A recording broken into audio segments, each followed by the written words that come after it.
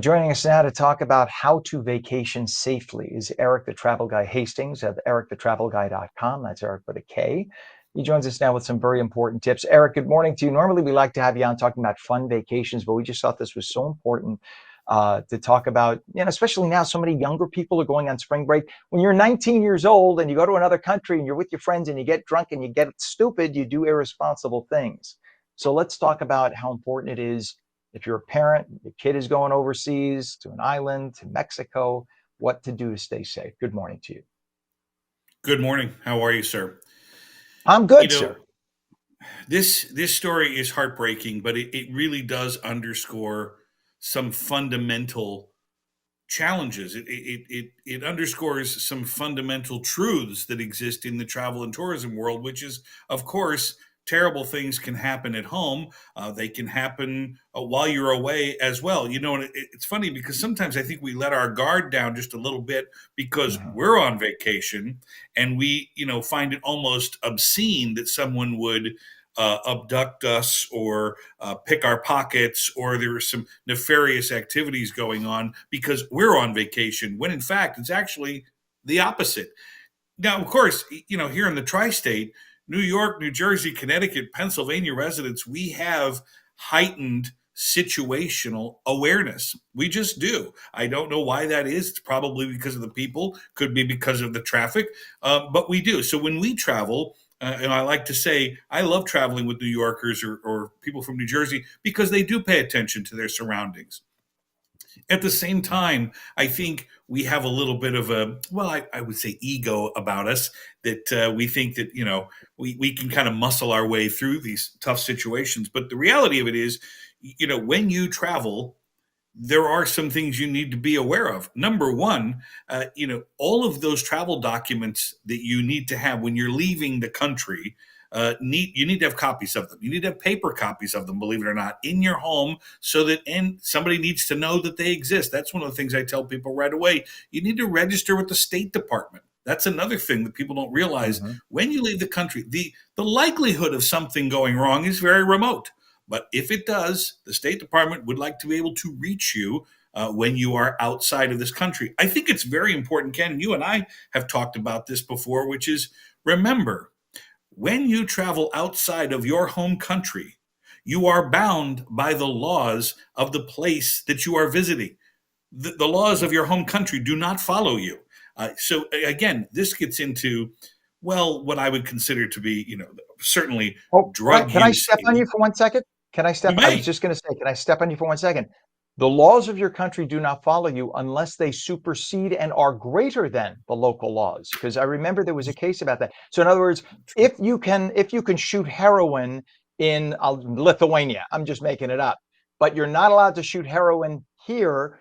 You're not allowed to shoot heroin in Lithuania because what happens is if anything occurs and the US government has to come get your ass back, they're going to have to deal with it. So that was the rule that they encountered several years back. I forget what the case was, but I just wanted to throw that in. So if it's above and beyond what the local government has, you have to then follow the extra rules of the United States. That's all I remember that being told that.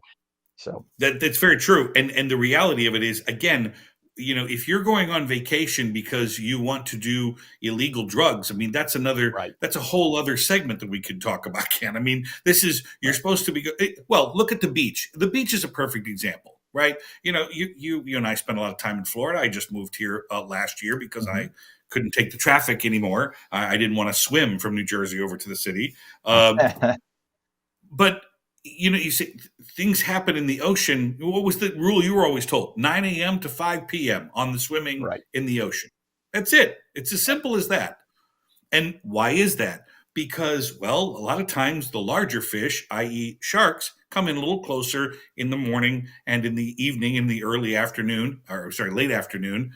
They follow the fish. So it's like, do you really need to be swimming in the ocean at midnight, at 1 in the morning, at 11 p.m., at 4 in the morning, at 5 in the morning? Of course not.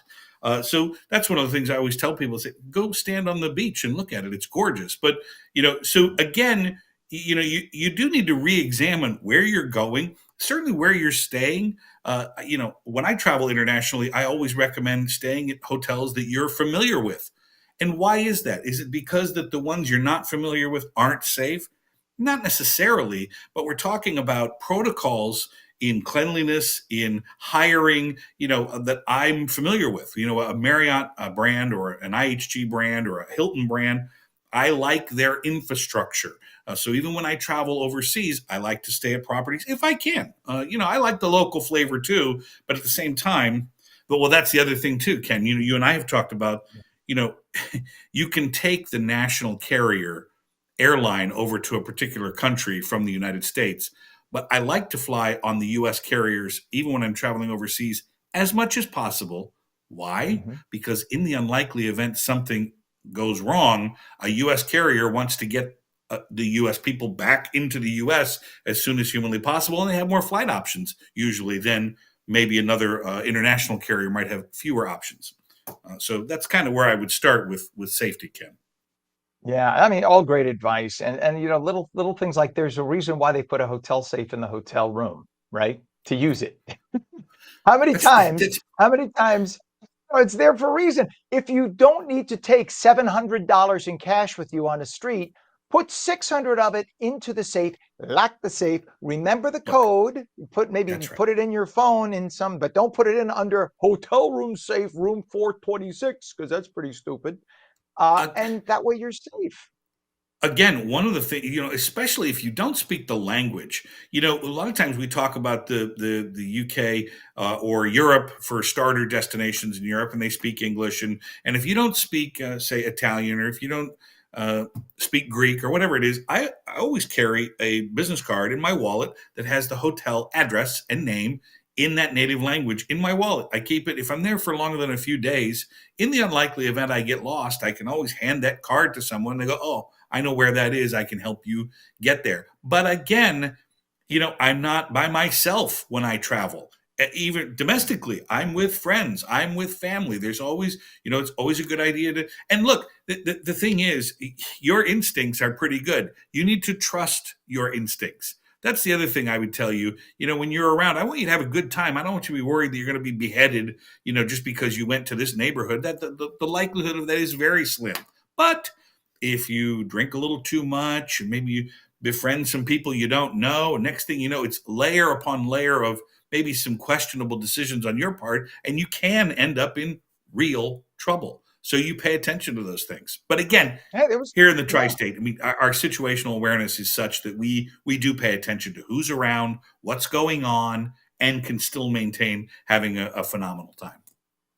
Eric, there was a famous, well-known at the time, it's been 12, 13 years, but there was a well-known meteorologist. He used to work between the Philly and the New York markets. I won't say who it was, but people of the time know who it was. Very well known. And he used to love to travel to the islands. And he allegedly, the allegation is he got drugged, got slipped a Mickey at the bar. Some ladies took him back to his hotel room, thought, oh, he was, having a good time. And as it turns out, the allegation is they were Russian and it was part of an organized syndicate. And they got him to, he was traveling with art because one of the things he did was he would sell art internationally. And they stole hundreds of thousands of dollars of art. And he woke up like the next day, everything was gone. His Rolex, the art, everything was gone. So just don't, I mean, we're just, as you said, when we're on vacation, our guard goes from here to here. And that's when we're the most vulnerable because everybody who's there looking to commit a crime and do something nefarious, they're not targeting the locals who make 18,000 a year. They're targeting the wealthy guy with the Rolex coming, flashing the cash at the Well, bar. it's so true. And not only is it true, but again, this is where the reputable brands come into play.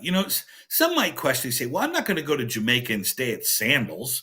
Everybody that's what the tourists do. That's what, listen to me. And I'm not saying that the non-Sandals resorts are whatever, but I trust Sandals.